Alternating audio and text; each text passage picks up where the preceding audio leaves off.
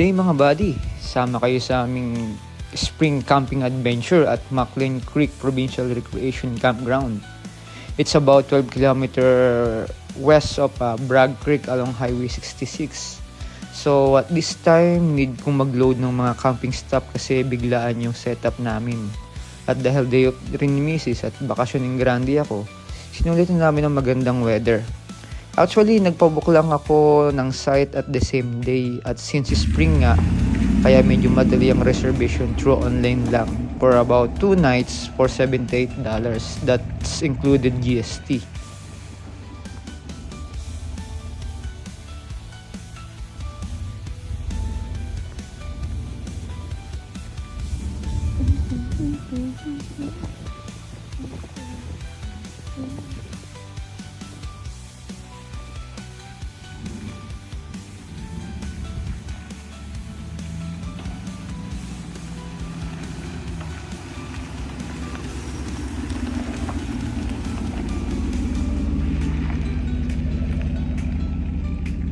So we here now at the campground. Mapapansin nyo ang kapal pa ng yelo kasi nga it's mid of April to.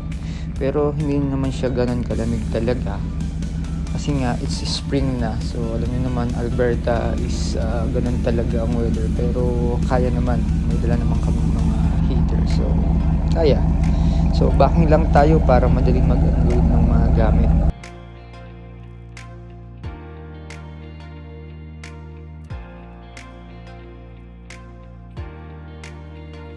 So yun na nga, andito na tayo sa site. So second time naming mag-camping na kami lang couple even though maraming beses na kami nagka-camping. Pero kalimitan group or family friend ng mga kasama namin. Ito lang yung camping na first vlog namin kasi nga hindi ko hilig mag-edit ng mga video like this. Mahabang preparation at time. Pero gusto lang namin i-share sa inyo yung mga campsite na napupuntahan namin dito sa Alberta at sa British Columbia. So stay tuned lang kayo sa mga more videos namin and more content. By the way, yung nakuha naming site is with power and water. So mas convenient siya lalo na kapag ganitong bigla ng setup. Like what I mentioned is about $78 for 2 nights or $39 per night. Start na tayo sa pag-erect ng ating tent. Bali nabili namin itong instant tent sa Canadian Tire 1 year ago kung hindi ako nagkakamali. Sale namin nabili ito around $139 to $159 which is regular price niya is $239. At dahil sale at instant tent, kahit mag-isa ka lang madaling mabuo ito. Sa mga naghahanap ng tent at mga gusto ring mag-camping, if I were you guys, bumili kayo ng tent na more than 2 to 3 people ang kasya. Like nang sa amin na ito, good for 5 person. Pero dalawa lang kaming matutulog. So, extra para sa mga gamit nyo kung marami kayong dalang gamit. And then, mamaya i-tour ko kayo doon sa loob para may idea kayo kung anong ibig kong sabihin.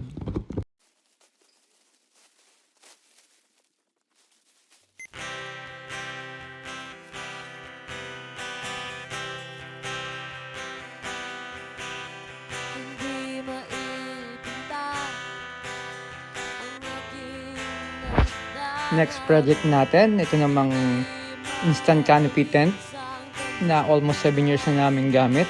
So, sulit na rin. So, Walmart lang namin nabili ito. So, it's 10 by 10 for about $109. Pero marami naman kayong papagpilian tulad ng may mga mesh or yung may mosquito net. Siguro sa sunod na camping baka malagyan na natin yan. Walmart baka naman.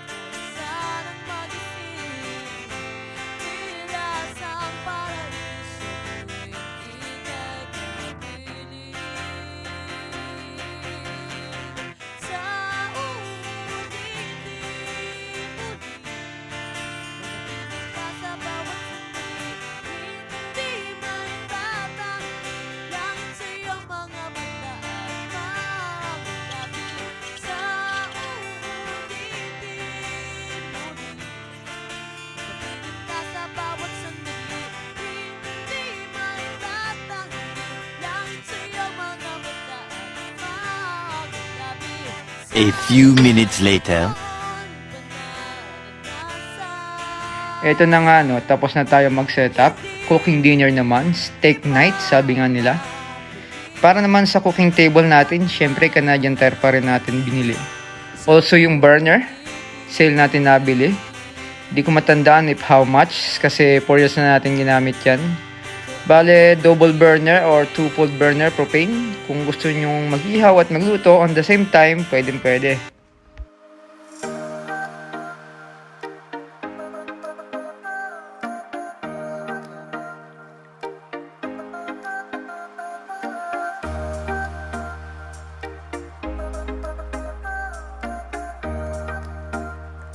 Tara, silipin natin yung loob ng tent. Medyo makalat pa kaya pagpasensyahan nyo na. Tour ko kayo sa loob. Sa mga nagtatanong bakit hindi airbed yung gamit namin, paano ba naman kasi sa daming beses namin na nagcamping, ilang beses na nabutas yung aming airbed. So, nag-decide na kami na bumili ng folding bed or yung camping cot. Then, layer pa rin ng self-inflating bed para medyo comfy yung tulog kahit nasa camping adventure tayo.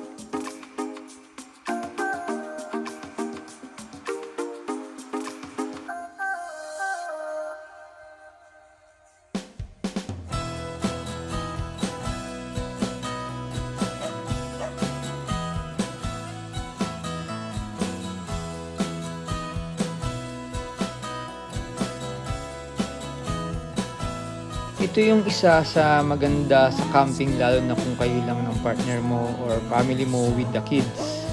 Sa amin with our beagle na si Soraya, na-enjoy namin yung being independent talaga na kayo lang na walang technology like wifi or social media.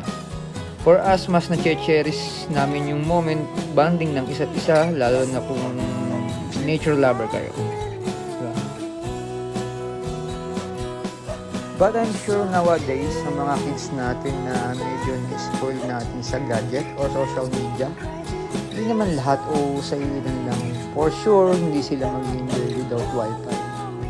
Pero as a parent, let them show or explain na hindi time to time umiikot yung daily life sa social media. Minsan yung ganitong camping is the right time for bonding for you and for your family. Diba?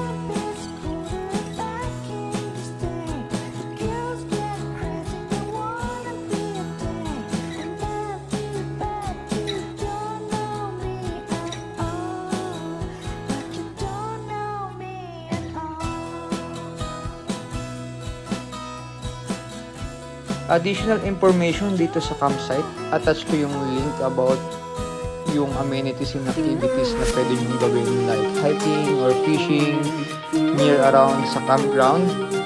Then, yung second day namin sa part ng content vlog, since malapit yung location namin sa Banff, about 45 minutes, ituron namin kayo sa adventure namin sa Basil Cave sa Banff. So, stay tuned lang kayo and then abangan yung second day vlog. Have a good one, guys!